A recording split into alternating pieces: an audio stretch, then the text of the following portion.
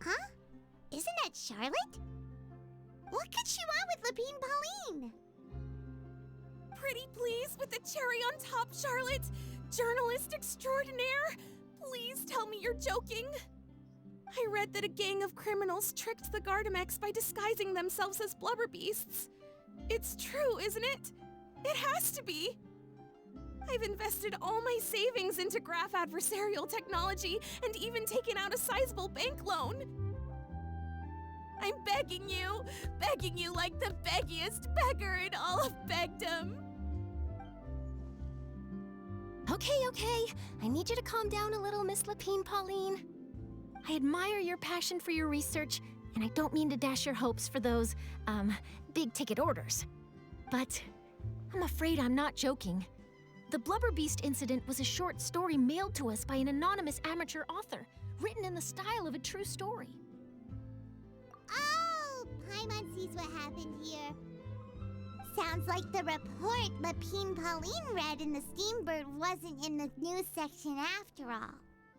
Funnily enough, I actually remember being in a meeting where the editing team was debating the potential risk of misleading the public with this story.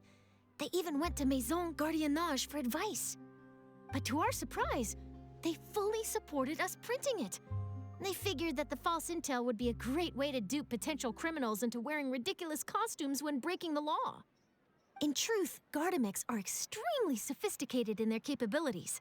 They can identify criminals just as reliably as the best human guards, so a crude disguise isn't going to get you far. If anything, it'll just make you stand out all the more. Since we ran that story, the Maison Gardiennage has made a slew of arrests, including, one phantom blubber beast, a titanic red-crowned finch, and a specter man. So I knew this story had helped out law enforcement, but this is the first time I'm learning of an innocent citizen being deceived by it, and investing so much mora for nothing.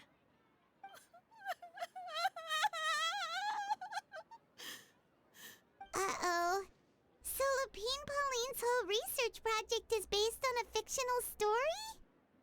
Which means we're not gonna get a big bonus after all. But more importantly, she's gonna lose everything she's invested. Traveler! Paimon! You're back! I was in the area taking some photos for a story when I got to talking to Miss Lepine-Pauline about her research. She told me about your collaboration. She was hoping I could write an article to spread awareness about image recognition technology. She even paid me for the article and gave me one of her prototype devices before I could get a word in. I unfortunately had to dash her hopes, and I'm afraid all your hard work was in vain too. She's desperately trying to find a way to rescue the project and get you the mora you're due. I've tried to let her down gently, but she's finding it all very hard to accept. This is a new situation for us, too. It's such a pity. It seems like the author was only trying to make the story interesting, and the Maison Gardiennage only had Fontaine's best interest in mind. Wait, Miss Lepine-Pauline, what are you doing? I'm gonna pick a fight with a Gardemek, head to the opera at Biclès, and get a one-way ticket to the Fortress of Meropide. That way, I won't have to repay my debts. It's the only way I can afford to keep on living. Whoa, there's no need to go that far. I mean, come on, look at you. You wouldn't even dent the Gardemeks' armor.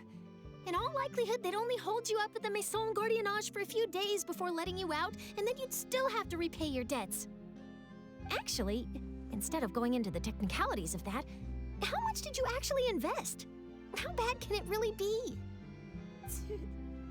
270,000 mora. Okay, well, escaping to the Fortress of Meropide over a sum like that seems like a last resort. Surely there must be other options. Not anymore. I used to be an equipment supplier to the Fontaine Research Institute before that blew to pieces, and now I'm just a small-time engineer. I scraped together some savings over the past few years, but I put every last mora into this project, and now I'm left with nothing. It's not just my savings that are gone, it's my whole future as a graph adversarial technology specialist and my dreams of becoming a billionaire one day.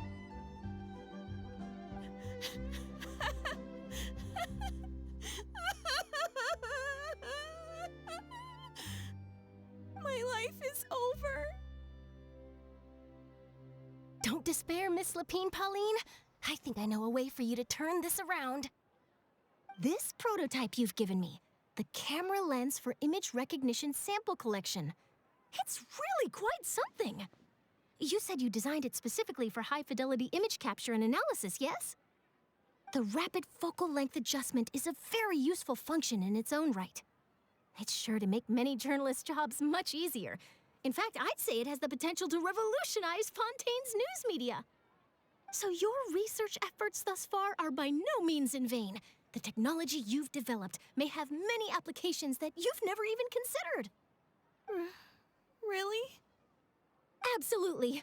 I've been working as a journalist for the Steambird for a long time now. No one understands the issues we journalists face on a day-to-day basis better than me. So keep calm, take heart, and start thinking about mass production. In the meantime, I'll show your invention to all my colleagues to drum up interest in your product. I can't believe it! If this is true, then I can look into setting up a whole camera lens development pipeline. My big-ticket orders and billionaire aspirations are still in the cards. Oh, maybe I should consider taking out another loan. That way, I can rapidly improve the lens production process, be the first to market, and prepare to battle for dominance in the camera industry. Come on, stop daydreaming about your pipelines for a minute. Just take it one step at a time and see how it goes. There's no sense in putting all your eggs in one basket before things are even off the ground. And I can probably speak to some people I know and license my image recognition device to a workshop to raise some funds. I can't believe I didn't think of this sooner. There's no time to lose. I need to get to work. Early bird gets the worm.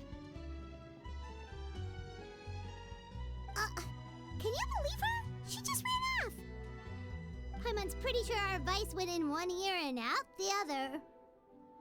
It's understandable. When inspiration and passion strike at the same time, it's all too easy to throw yourself headfirst into your work and forget about everyone around you. A lot of journalists are the same way when they're first starting out. But don't you worry. I'm gonna write an article on all this, and I'll be checking in on her regularly. Her research has the potential to benefit the entire journalistic community. I'll give her plenty of input to stop her from going down any rabbit holes, and make sure mass production of her lens can begin as soon as possible. It's reassuring to know that you'll be looking out for her, Charlotte. Actually, you know what? Why don't you two take this prototype lens? I'm sure you'll have plenty of chances to use it on your travels. It takes the right person to get the most out of a new technology. In your hands, it's sure to capture some amazing sights. Thanks a lot, Charlotte. No bonus, no biggie. This makes everything worth it. You're welcome. I got something out of this too. The beginnings of a very interesting news story. The boundaries between real news reports and news-like fiction must not be blurred, even when there's a compelling justification for doing so. Yes, that's how I'll phrase it to the editors when I give them my feedback. Let's hope we don't mislead any more well-meaning citizens in the future.